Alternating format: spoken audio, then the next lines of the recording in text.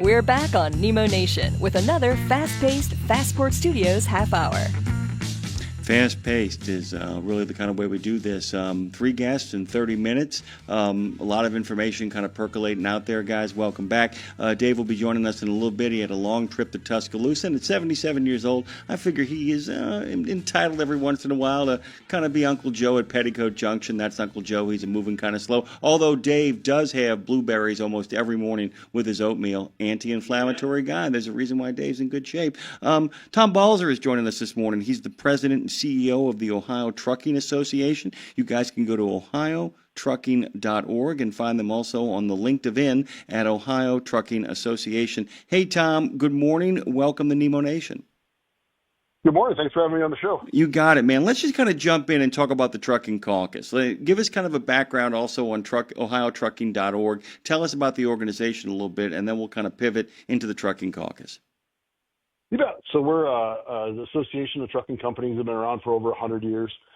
We do advocacy on behalf of the industry, as well as educational programs and events to help keep everybody on and the staff of the trucking industry up to speed on the latest and greatest of what's going on in compliance and leadership and a whole bunch of other topics as well. So, yeah, on the advocacy front, we're obviously, doing our best to make sure that we keep the trucking industry at the front and center of every legislator and public officials' minds. So we were brainstorming one day and thought, you know what, we got a caucus for a variety of other topics, but we don't have a caucus for trucking. So we went out and started working with some legislators, one of which is now a former trucking company owner who got elected when he still owned the trucking company and has since divested himself of that company. But he was really kind of the main driver behind putting this together. So we've got 4 chairs, 1 Republican House member, 1 Republican Senate member, 1 Democrat House member, and 1 Democrat Senate member. So very bipartisan group that's really designed to bring the industry issues at the forefront. We had our first meeting, had well over 60 legislators at the meeting who have signed on to the Trucking Caucus, so a very popular caucus. So being the first one in the country to have one specifically designed to deal with trucking issues is something that helps us advocate better on behalf of the trucking industry.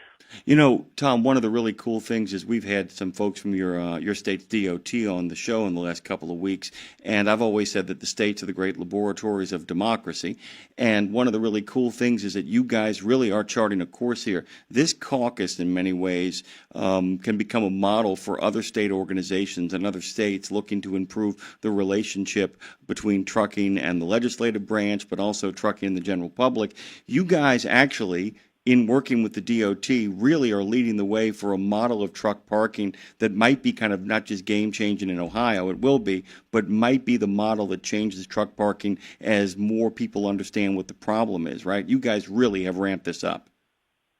Yeah, it's not been without hard work. This has been a top priority for me for over 10 years because without truck parking, you don't have well-rested and well-positioned trucks in this country. And if you want to move freight efficiently and get the most out of our drivers and the most productivity as well as the best pay for our drivers, you can't do that by them having to make decisions to take a truck parking spot because it's available, but still, 2 hours from where they need to be.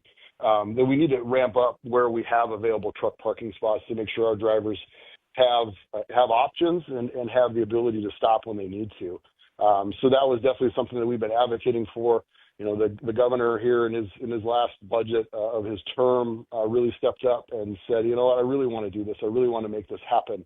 And it's been something we've been working on. DOT did a very comprehensive study that we got in the last highway bill to be able to do this. And really what they found out was a lot of the parking spots were just in the wrong place. And so we're really kind of pushed them to do that. So they are now going to build 1,200 parking spots in the next 2 years, positioned in, I think, 33 different spots in the state. So they're really taking advantage of the land that they own and the space that they have to be able to expand truck parking pretty significantly, double, even triple the size of what they got now available for truck parking. So they're really seeing the problem at hand. And, the interesting part for me is when we were advocating for this is when ATRI's study about the top issues came out, drivers put truck parking before their own pay. And if that doesn't, just kind of slam that point home, that drivers will put their own pay secondary to being available for truck parking, there's obviously a problem in this country and something that needs to be addressed. By the way, if you guys are just joining us, Tom Balzer joins us this morning. He, of course, is the guy at the center of the Ohio Trucking Association, and we're so thrilled to have him here. He's been the president of that organization for more than a decade, and he has seen it go through significant growth. You actually understand working with people in politics a lot better than a lot of people in the country do. You have a real partner in DeWine, and he is eventually going to get term limited out. What do you look for when it comes to an executive or a legislative partner to kind of make the stuff that you guys are trying to happen? Well, I mean, I think, politics is all about choices and all about compromise. And, sometimes that gets lost in today's day and age. But, I think you're looking for somebody who's willing to listen and understand your issue, and also somebody who understands where they sit ideologically and they're not shifting around a lot. And I think that those are really two key pieces. I'm fine if a legislator tells me no, they can't support something, but I need to know that, and I need to know that they have, a position that is pretty solid, and I can move on and work with other legislators or continue to work with them if they're open to having the conversation. And I think that's the biggest piece that we've probably lost in this country at this particular moment, is no one's willing to have a conversation to stretch their mind or to take different approaches to things. And I think that that's really the key part of what we do as advocating on behalf of the industry. Is we're not trying to get rabid fans. We're trying to get people who will listen to us and understand where we're coming from. And so I think that that's really what we look for in key is folks who understand our issues and who are willing to listen and learn more about our issues and have concern for them, regardless of where their political ideology sits. And so that's really what we look at. The Governor DeWine has been through a lot of hard work. We worked with him with the distracted driving piece a couple of years ago, which is a big thing for him.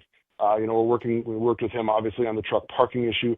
I mean, really at their core, every elected member and every person in a public service position wants to do the right thing.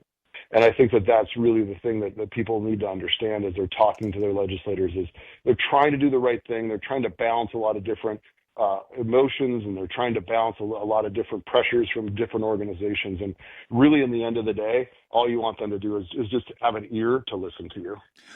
We have a little bit of time left here. Tom Balzer joins us this morning. I do want you to kind of talk about the promotion of women in transportation and the reception you got coming up.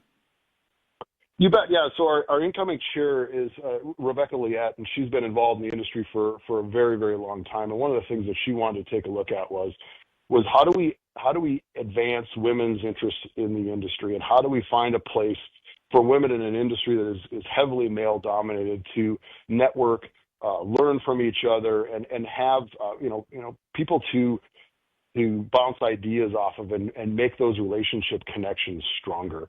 And so she wanted to put together a reception that we're going to do here next month, and really kind of start the process of really doing that. We've got some great organizations out there, Women in Trucking being one of them, and Women in Motion, which is part of the American Trucking Association, that are addressing these issues. But really, as you talked about, right, the state is where a lot of this stuff happens. The interesting part about state legislators is they actually get stuff done.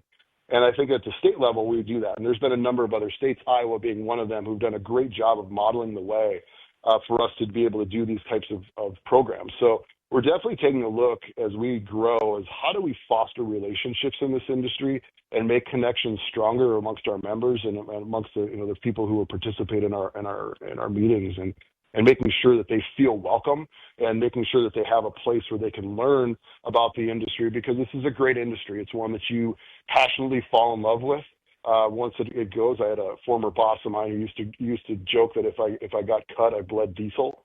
But yeah, it's one of those industries that people really latch onto, and we want to make sure that it's as inviting as we possibly can for all folks, especially women, since we're sitting at a 7% of women in this industry, which is dismal compared to what we're looking at when it comes to population decline and the decline of male population in this country, if we want to continue to grow as an industry, we're going to need to expand, where we're generating our employees from. By the way, our good friend Tom has joined us, OhioTrucking.org. He is the president and CEO of the Ohio Trucking Association. He's also a CDL holder. We're going to get you back on sooner rather than later as a lot of these plans kind of come to fruition. Tom, thank you for the time. Thank you for getting up so early and joining us on this beautiful fall day. I appreciate it so much. Thank you. All righty. We'll take a little bit of a pivot here, come back on the other side of this little music, and go where Nemo Nation takes us next.